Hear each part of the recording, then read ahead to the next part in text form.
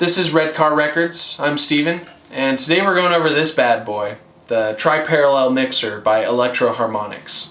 It's a great utility device that could be used in a plethora of different ways.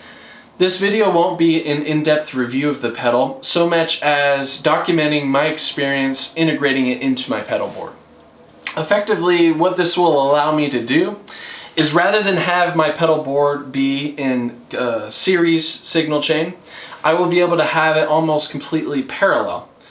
Now, if you're unfamiliar with the difference between series and parallel, effectively series is the most common way to put a pedal board, each effect pedal one after another, being affected by whatever pedal is engaged previous to it.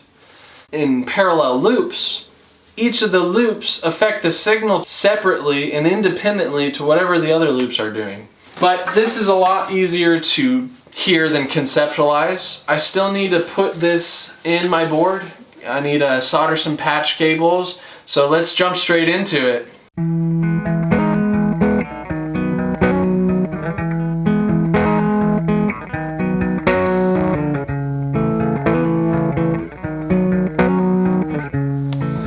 So I just soldered the custom cable. It's got a right angle and a straight plug. These are square plugs. If you know how to solder, I highly recommend. If not, and you're interested, click right here. I actually have a video that I made showing how to make these cables in depth. So I'm gonna plug this in and continue to make it.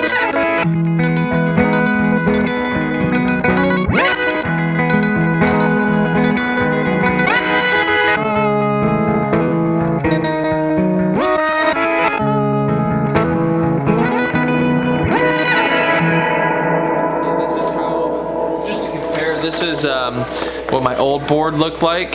I had a couple more pedals on there, and I had to loop together and combine several more outputs. This is a bit more simple of an outline.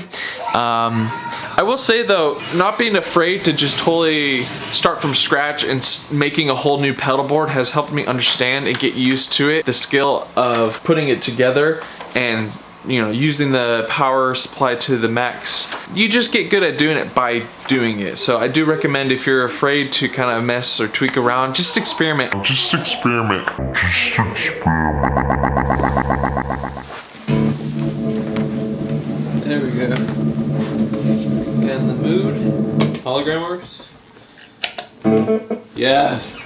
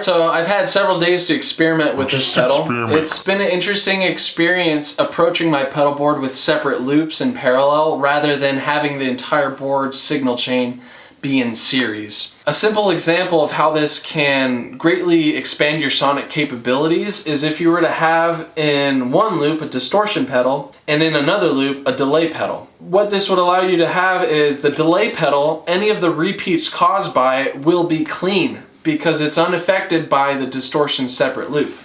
Whereas, back to the series example, most people have their distortions previous to their delay. This, you could do it vice versa, but either way you're limited to whatever the last pedal is being affected by everything previous to it, i.e. all of your repeats will always be distorted if you have a distorted tone. One could do what the other cannot. So there's pros and cons to either way that you have your board set up. A pro. The initial use for this was for me to be able to fade in and out different soundscape loops caused by my mood, microcosm, a drone from the dark world or whatever. It does that great. It also allows me to mix in my clean and distorted sound in a different way that I'm not used to with the dry knob. A con that I didn't anticipate is if you have an effect on any of the loops that you want to have full mix, like a full mix reverb or a full mix octave or whatever, as soon as you introduce another loop, it's going to take away some of that mix, if that makes sense. Keep that in mind. Pretty much concludes things for today. If you've made it to this point in the video, I appreciate you watching. I hope that you found some value to it. If you have, please consider engaging. Any like, comment, or subscription really does mean a lot to me, and I'd love to see you around.